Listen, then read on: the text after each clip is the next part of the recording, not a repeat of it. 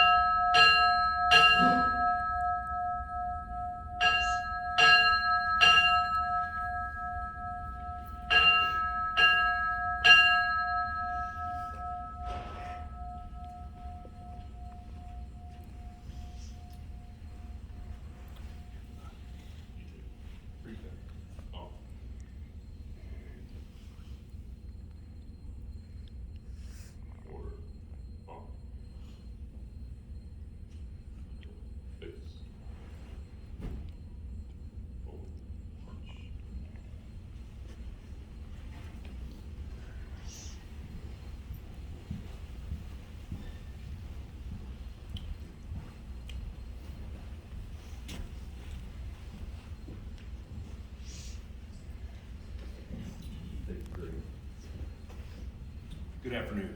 My name is Brian Diener. I'm the fire chief of the Overland Park Fire Department. It is my honor to be asked to speak at the conclusion of our service.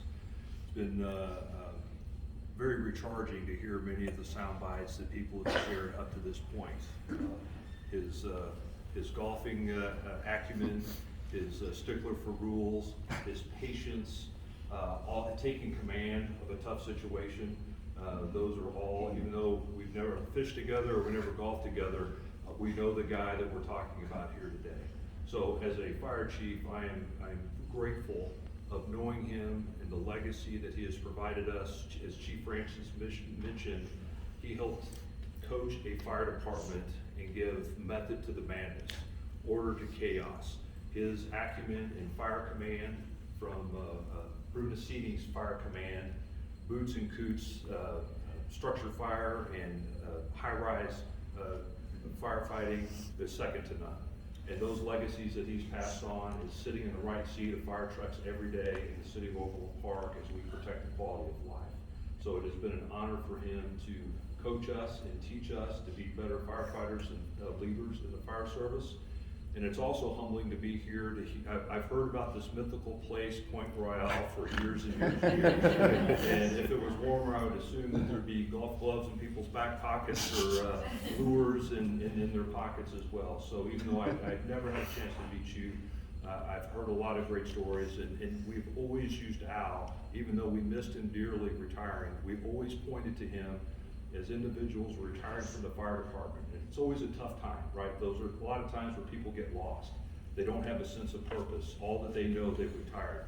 We always pointed to Al Dedrick because he could fish every day, he could golf every day, he was patient and took advantage of every opportunity that he has.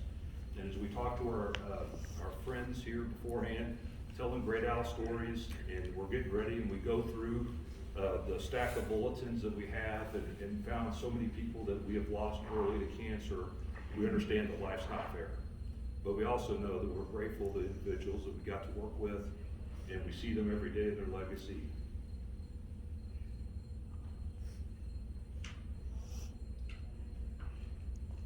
This is tougher than I thought.